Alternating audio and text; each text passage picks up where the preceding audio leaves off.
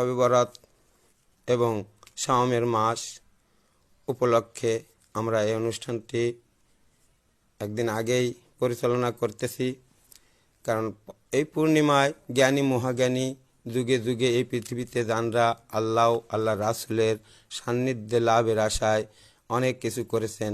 তাই এই গ্রহ নক্ষত্র সৌরজগৎ দেখেই ভালো শুভ অশুভ লগ্ন দেখে ইবাদত বন্দেগী করেছেন। তাই আমরাও সম্মিলিতভাবে এই অনুষ্ঠানে অনেক দুনিয়াবি কাজকর্ম ছেড়ে এমন একটি জান্নাতি বাগানে উপস্থিত হতে পেরেছি। এর জন্য আমরা নিখিল ভূমণ্ডের অধিকারী যিনি মহান রব্বুল আলামিন তিনার পাক আলিশান দরবারে আমরা কোটি কোটি শুকরিয়া জানাই।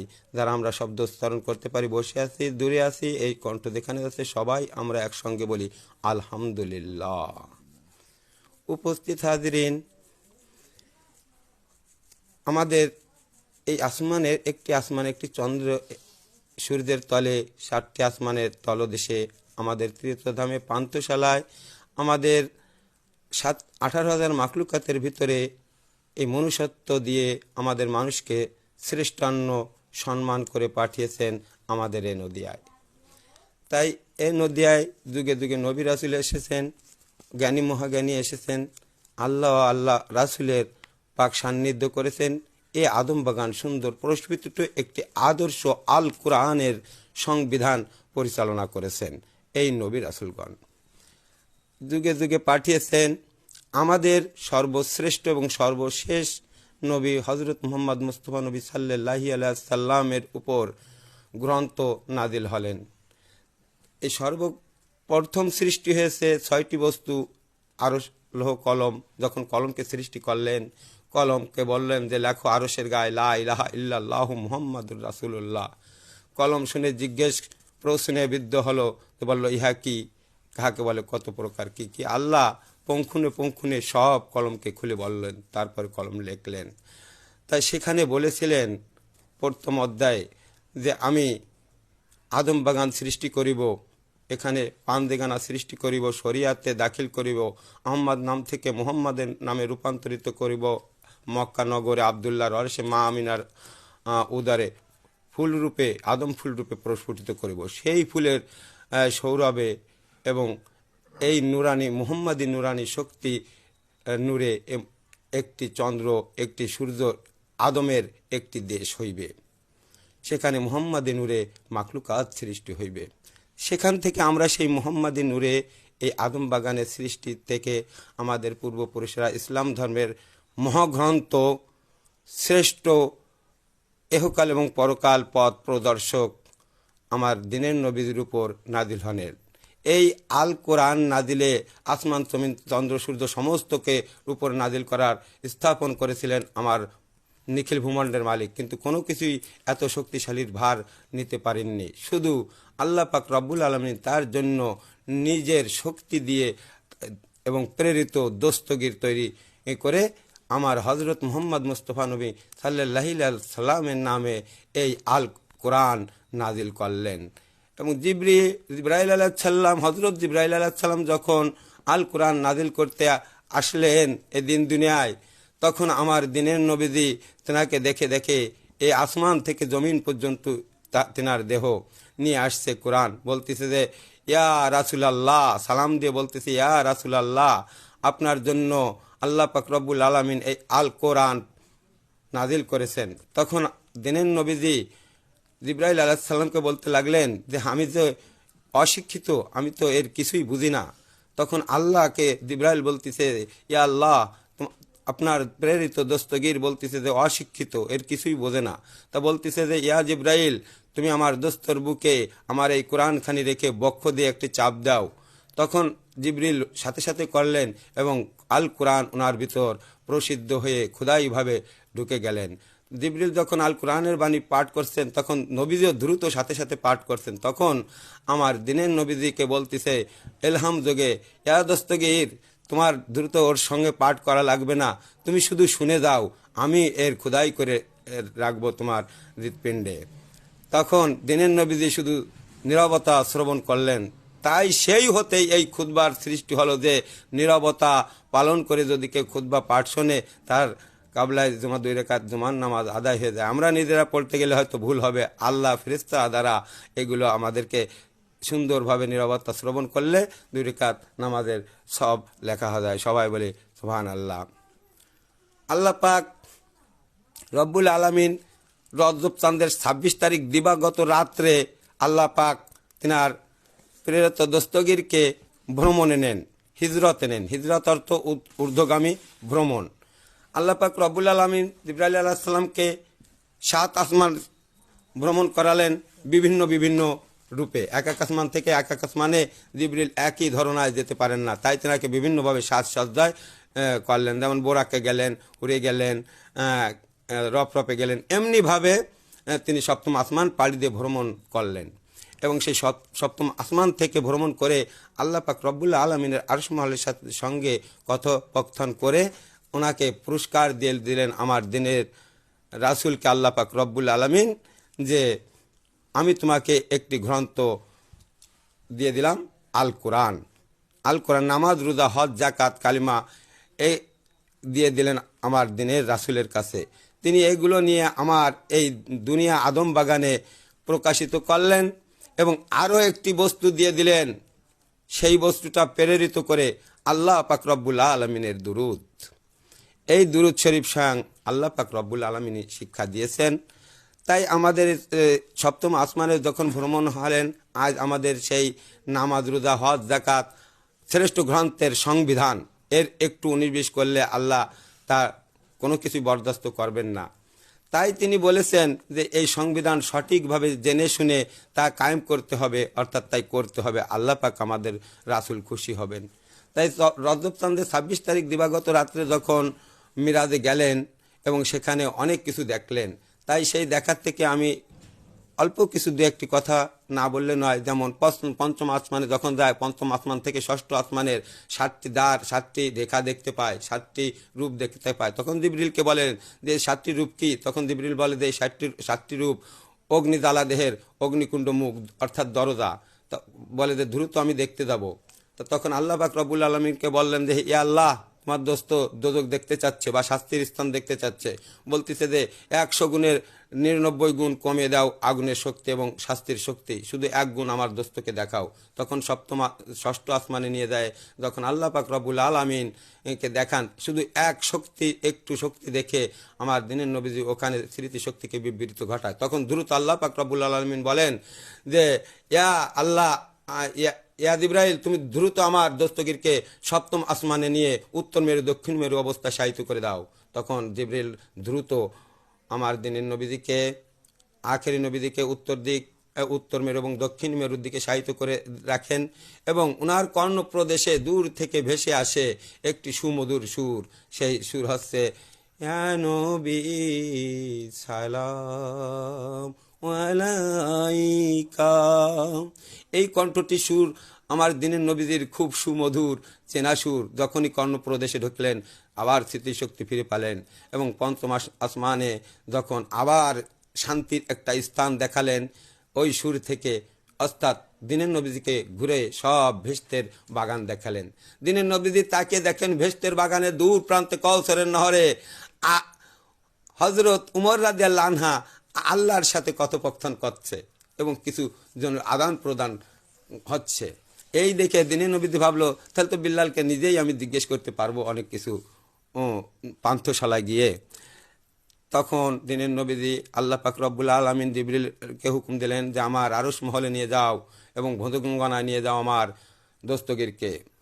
তখন দুইজন একাকিত্ব হয়ে ভোজগঙ্গনায় যখন অনেক কথোপকথন হয়, সেখান থেকে ফিরে এসে আমাদের এই মক্কা নগরে এসে সর্বপ্রথম সবাই ওনার সাহাবাকে জিজ্ঞেস করলেন যে হিজরত থেকে আমি এসেছি, এবং তাঁরা একযোগে বিশ্বাস করে নিলেন হ্যাঁ আমাদের হযরত মুহাম্মদ মুস্তাফা নবী সাল্লাল্লাহু আলাইহি ওয়াসাল্লাম আখেরি শেষ নবী, উনি গিয়েছেন, উনি পেয়েছেন। তাই এই 10 জনকে আল্লাহ পাক রব্বুল আলামিন আমার দিনের রাসূলের কাছে প্রকাশিত করে দিল যে হে দস্তগীর, তোমার 10 জনই সবাই একযোগে জিজ্ঞেস করেছে এবং বিশ্বাস করেছে, ঈমান এনেছে।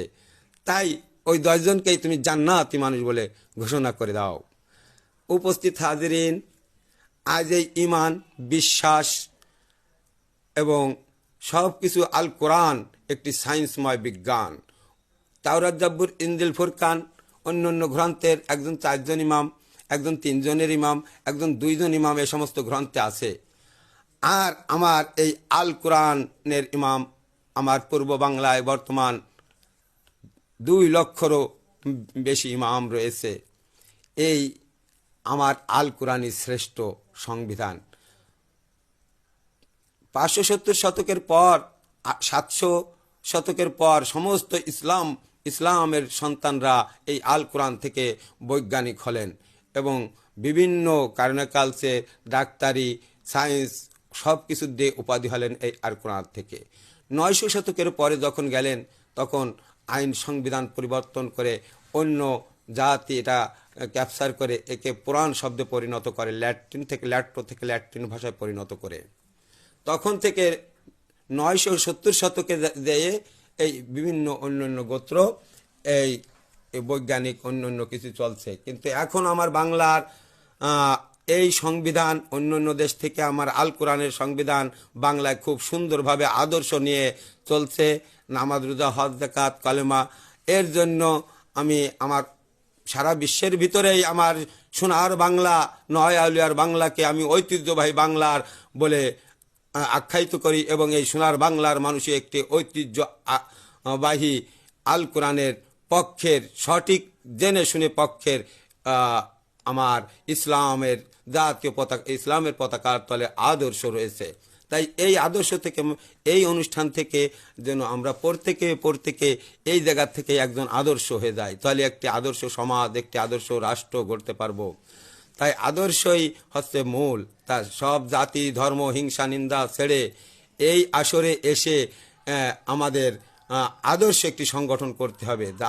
অনেক মানুষ, একই নদী, অনেক ঘাট, ওই রহিম, করিম এর ঘাট নাম শুধু, সেই একই মানুষ আমরা হিন্দু, বৌদ্ধ, ঋষি, মুসি, ডোমচামার, এনিথিং গোত্র, এই জাতাজাতি না করে এক পতাকার, মোহাম্মদী নূরের পতাকার তলে সে কাঁধে কাঁধ মিলে অল্প কয়েকদিন এই পান্থশালার ভিসা নিয়ে এসেছি। আমরা সেই শ্রেষ্ঠ আল কোরআনের সঠিক সংবিধান নিয়ে যেন আবার ভিসা নিয়ে আমাদের আপন দেশে ফিরে যেতে পারি, যেখানে আমাদের পূর্বপুরুষেরা চলে গেছে। তাই আমরা এই আসর থেকেই অনেক নাম, যেমন হিন্দু, বৌদ্ধ, ঋষি, মুসি, ডোমচামার, খ্রিস্টান, আল্লাহ, রাসুল, কৃষ্ণ, কালী, এই কত কিছু নাম বলেছি। এ কিছুই নয়, এ শুধু এ নামপত্র এ করে কিছুই পাওয়া যায় না। এ জগৎময় এই একটি আটানা অর্ধেকের উপমা মাত্র, আলোক বাতাসের প্রতিফলক। তাই মূল তাকে পাইতে হলে আগে সরল হতে হবে, আগে সরল মানুষ হয়ে যেতে হবে। তাই সেই সরল মানুষ হলেই আমরা একটি আদর্শ মানুষ গঠন করতে পারবো। তাই আমরা হিংসা, নিন্দা ছেড়ে এই ধর্মে এসে আল্লাহ পাক রব্বুল আলামিন আল কোরআনে অনেক জায়গায় আল্লাহর হুকুম আদেশ করেছে, নিষেধও করেছে। আল্লাহর ইবাদত বন্দেগী করতে বলেছে, বন্ধও করতে বলেছে। যেমন ঈদের দিনে রোজা রাখা ঠিক নয়, যেমন রাগ অবস্থায় কোনো ইবাদত বন্দেগী করা ঠিক নয়। অনেক ইবাদত বন্দেগী আল্লাহ নিষেধও করেছে। শরীর অসুস্থ হলে অনেক মেয়ে ছেলের শরীর অসুস্থতা হয়, অনেক পুরুষের অনেক বিঘ্ন ঘটে। মনে জ্বালা যন্ত্রণা নিয়ে কোনো ইবাদত বন্দেগী আল্লাহ পছন্দ করে নেয়, রাগ নিয়ে। আল্লাহ বলছে আনন্দে, মহানন্দে আমাকে ডাকো, আমি খুশি থাকি। তাই সেই দিকে লক্ষ্য রেখে, যেমন আমাদেরকে বলেছে আমি একটি নিয়ামত তোমাদেরকে পাঠালাম, সেই নিয়ামতটা তোমরা অল টাইম সেই ইবাদত করতে পারবে, যা যিকরুল্লাহ। আল্লাহ পাক বলছে তুমি কালবে জিকির রাখতে পারো, আর দুনিয়াবি সমস্ত দিয়ে অঙ্গ প্রত্যঙ্গ দিয়ে তুমি খাবারের আশায় কাজ করতে পারো। তাই সেই দিকে লক্ষ্য রেখে জিকির আমাদের করতে হবে। আর আল্লাহ পাকের দিনের রাসূলের কাছে বলেছিলেন যে রাসূলুল্লাহ, মানে ওই সাহাবারা, যে আগের 1700, 1800, 2000 বছর আগে যারা ইবাদত বন্দেগী করেছে, আমরা তো অল্প সময় পাবো, আমরা এই ইবাদত এত সময় ধরে কেমন করে তাদের সমান হব? আমার রাসূলুল্লাহ তাকে জিবরিলের মাধ্যমে বলেছিল যে ইয়া জিবরাইল আলাইহিস সালাম, তুমি আমার দস্তগীরকে বলে দাও যে আমার দস্তগীর যে সময় থাকবে না, এমন রাত আমি নির্ধারণ করেছি, সেই রাত একদিন যদি কোনো আমার ইসলামের ঢাঙ্কার তলে কেউ 2 রাকাত নামাজ পড়ে, তাহলে আমি তার 2000 বছরের ইবাদত বন্দেগী আমি তার খাতার পাতায় লিখে দেবো। সবাই বলি সুবহানাল্লাহ। তাই সেই দিন এই সামনে আসছে, এই একই চন্দ্রের 12টা নাম আছে, 12টা ভাব আছে, এই আমাদের পৃথিবীতে আবির্ভাব করে গ্রহ নক্ষত্র। তাই এই শবে বরাত চাঁদে, শবে কদর চাঁদে এক একটা ইবাদত বন্দেগীর দিন। তাই শবে বরাত রাত্রের উদ্দেশ্যে আমাদের যে একটা ইবাদত আছে, যা ইবাদত করলে আল্লাহ অনেক অনেক রাত্রে ইবাদতে পৌঁছে নিবে। সামনে একটি সাধনার মাস আসতেছে, শাওন মাস, মাহে রমজানুল আগমন।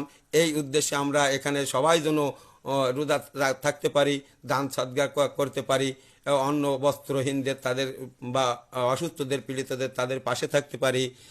এই তৌফিক দান করে এই অনুষ্ঠান থেকে আমরা যেন সেরকম একে অপরের কাঁধে কাঁধে আপন, শুধু নিজের সন্তান আদি যে আপন শুধু তাই নয়, এই বাংলার মানুষ প্রতিটা মানুষকে দেখেই মনে করতে হবে আমার সন্তান নয়, আমার বাবা নয়, আমারই সব। সেই স্থান থেকে আমি একটি গান পরিবেশন করতেছি, আপনাদের সামনে উপস্থাপন করব। তারপরে অনেক শিল্পীবৃন্দ আছে, আমি হয়তো সময় নাও পাবো, তার থেকে আগের থেকে আপনাদের কাছ থেকে আমি সালাম বিনিময় করে নিই। আসসালামু আলাইকুম রহমতুল্লাহি ওয়া বারাকাতুহু। মনোরে মনোরে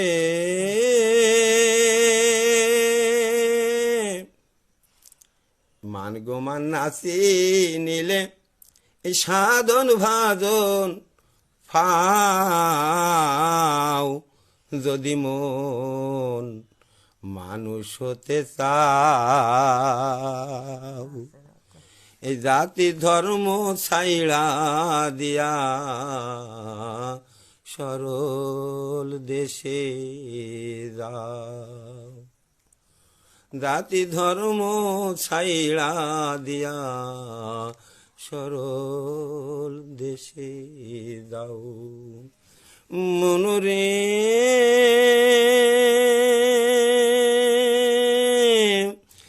সরল দেশে যাইতে চাইলে সরলে যা নেশা, রে সরলে যা নেশা,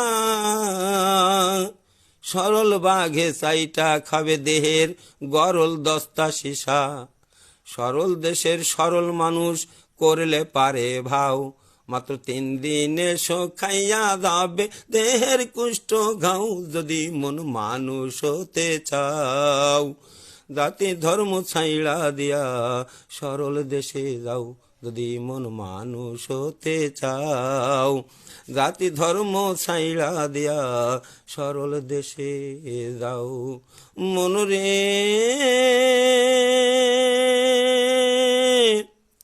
সরল দেশে যাইতে চাইলে যাইও মরার স্বভাব লইয়া, যাইও মরার স্বভাব লইয়া, যেতা মানুষ গিলা খায় সব মরাই মিলিয়া, মরার মুখে হীরার ধার আছে তরল পাতের দাও, আছে তরল পাতের দাও, এক পলকে গিলা খাইছে যেতা মানুষের সাউ, যদি মন মানুষ হতে চাও, জাতি ধর্ম ছাইড়া দিয়া সরল দেশে যাও, যদি মন মানুষ হতে চাও, জাতি ধর্ম ছাইড়া দিয়া সরল দেশে যাও। মনোরে আল্লাহ রাসূল কৃষ্ণ কালী শুধু নামের গৌরব করো, যত নামের গৌরব করো, কোন নামে মোর সাইনি রাঞ্জন কেউ নি বলতে পারো, গাইনি হাঁটা কলুর বলদ পরের বোঝা বাউ, শুধু পরের বোঝা বাউ। উপস্থিতি আসলে এই আল্লাহ রাসূল কৃষ্ণ কালী হিন্দু বৌদ্ধ ঋষি মুসি ডোম সামার যে জাতি হোক না কেন, সে ভিন্ন নামে জাল পেতেছে, সে শুধু তারে উসিলা, তারে ডাকার, তার সান্নিধ্য লাভ করার। তা আমরা সবই একই মায়ের পেটে সন্তান শিশুরূপে জন্মগ্রহণ করেছি, এক আদম আল্লাহ ছাড়া। তাই এই শিশুরূপে এই পিতা মাতা ভজন, গুরুজন ভজন, এই 3টে বস্তুই সবই একজনের বাড়ি, সবাই গুরুর, একজনের গুরু, একজন বড়, একজন গুরু। তাই গুরু তৈরি সবার চালাতে হবে। সেই দিকে লক্ষ্য রেখে আমার কবি এখানে এই কথাগুলো অনেক কিছুই বলেছে। মনোরে আল্লাহ রাসূল কৃষ্ণ কালী শুধু নামের গৌরব করো, কোন নামে মোর সাইনি রঞ্জন কেউ নি বলতে পারো, গাইনি হাঁটা কলুর বলদ পরের বোঝা বাউ, হেলায় হেলায় দিন যে গেল কার পানে তাকাও, যদি মন মানুষ হতে চাও, জাতি ধর্ম ছাইড়া দিয়া সরল দেশে যাও। মনরে মনরে কেওয়া ঘাটে যাইয়া দেখো নদীর কিনারায়, ও মন নদীর কিনারায়, হিন্দু মুসলিম বৌদ্ধ খ্রিস্টান সব চড়ে এক নায়ে, ব্রাহ্মণ চণ্ডাল হাজি গাজি এক নদীর জল খাও, তোমরা এক নদীর জল খাও। মাতাল রাজা কাঁদে পরম সুখে ছাইড়া গেল নাও, মাতাল রাজা কাঁদে পরম সুখে ছাইড়া গেল নাও, যদি মন মানুষ হতে চাও, জাতি ধর্ম ছাইড়া দিয়া সরল দেশে যাও, যদি মন মানুষ হতে চাও, জাতি ধর্ম ছাইড়া দিয়া সরল দেশে যাও। মান গো মান নাচি নিলে সাধন ভাজন পাও, যদি মন মানুষ হতে চাও, জাতি ধর্ম ছাইড়া দিয়া সরল দেশে যাও। ধন্যবাদ। উপস্থিত অনুষ্ঠানের যে সমস্ত আমাদের আশিকানের ভক্তপ্রান্ত ভাই ব্রাহ্মণরা আছেন, ভুল ভ্রান্ত হলে ক্ষমা করে রাখবেন। এইখান থেকেই আমাদের একজন আদর্শ আজ থেকে যে যাবে সেই মনে করতে হবে যে আমরা আদর্শ হতে হবে, একদিন আপন পথে ফিরে যেতে হবে।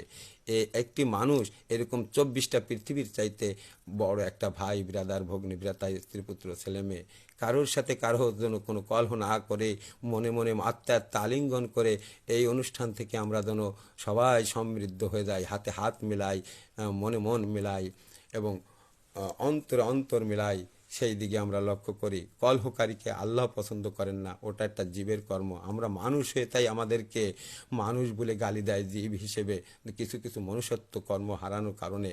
তাই আমরা সেই মনুষ্যত্বের দিক রেখেই আমরা আদর্শের দিক দিয়ে আল কোরআনের সংবিধান মেনে সঠিকভাবে আমরা সেইভাবে জীবন বিধানকে গড়ে তুলি। তাবলীগকে গেলে সাধুসঙ্গ না করলে, আল্লাহ রাসূল কৃষ্ণকালী এই সমস্ত নাম নিয়ে দেখেছি কিছুই হয় নাই। কত চণ্ডীর নাম, কত কোটি কোটি দেবতার নাম নিয়েছি, বুড়োমা বা আকশক্তিমা, চরমা, গর্ভধারিমা, গঙ্গামা, সরস্বতীমা, দুর্গামা, লক্ষ্মীমা, কালীমা, এরকম কত কত মাকে ডাকেছি, কিন্তু কোনোই উপায় হয় নাই। কিন্তু লাস্ট ফিনিশিং দেখেছি যে একটি সাধুসঙ্গই একটা খাঁচাবদ্ধ প্রাণকে মুক্ত করতে পারে। তাই আমাদের এই সাধুসঙ্গের প্রয়োজন আছে। সাধুসঙ্গ না করলে জীবন বিধান সংবিধান কিভাবে চলে তা নিজেরাই বোঝা যায় না। দেখো না সাধুসঙ্গ কাকে বলে, ওই তাবলিগে যায়, দেখো না একজন আগে হাঁটে যা বলে দোয়াদুর পড়তে পেছনে পেছনে কদমে কদমে যায়, এবং কিভাবে দেহটা এই জীবনটাকে পরিচালনা করতে হবে সব আল কোরআনে পঙ্খুনে পঙ্খুনে আছে। তাই বলি প্রত্যেকের আমার বাংলার ঘরে সকালে সন্ধ্যা সকালে সূর্য উদয়ের আগে সূর্য উদয়ের অস্তে প্রত্যেকে যারা একটু শিক্ষায় শিক্ষিত হয়ে গেছে 2, 3, 4, 5 পর্যন্ত, তাদের আল কোরআনের বাণী বাংলায় ব্যাখ্যাটা বোঝাই দিয়ে এই আল কোরআনকে সুশিক্ষায় প্রত্যেকের ঘরে ঘরে আলো তুলে দিতে হবে। সেই দিকে লক্ষ্য রেখে আজকে আমি আমার এই সংক্ষিপ্ত, অনেক লোক এসেছে, অনেক শিল্পীবৃন্দ এসেছে, তাদেরও কিছু বক্তব্য রয়েছে, কথাবার্তা রয়েছে, আমি এখানে পরিসমাপ্ত করব। যেন আমরা এইখান থেকে যেখানে যাই না কেন, পিতা মাতা ভাই বোন ভগ্নীভৃতা সবাই আমরা গুরু। তাই সেই গুরু যেন কেউ শাসন না করে ভালোবাসা প্রেম মায়া দিয়ে যেন তাকে সুশিক্ষায় শিক্ষিত করা হয়। শুধু শিক্ষিত নয়, যেন সুশিক্ষায় শিক্ষিত করা হয়, সঠিক আদর্শে শিক্ষিত করা হয়। যেন আমরা আর যারা আমরা মুরব্বী বড় বয়সের আছি তারা যেন মানুষ হই না, মানুষের মতন মানুষ হই, আদর্শ মানুষ হই। তাই এইখানে আমার স্থানীয় অনুরোধ পড়েছে, আমার স্থানীয় কবি আমার ভগ্নী, তার একটা লেখা গান এখানে না গাইলে হচ্ছে না, অনুরোধ করেছে। তাই প্রত্যেকে সেই গুরুর দিক দিয়ে সবাই একজন মুরব্বী, একজনের গুরু, সেই গুরুর দিকে লক্ষ্য করে একটি গান। গুরু তরি সবার চালাইতে হবে, গুরু তোরে সবার চালাইতে হবে। আল্লাহ দ্বারে জীবিত রাখবে, তার বিয়ে শাদী হবে, স্থান কালপাত্রে সময় তাকে অনেক মালিকানাধীন করবে। তাই আমরা গুরু ধরলে নৌকা পাই,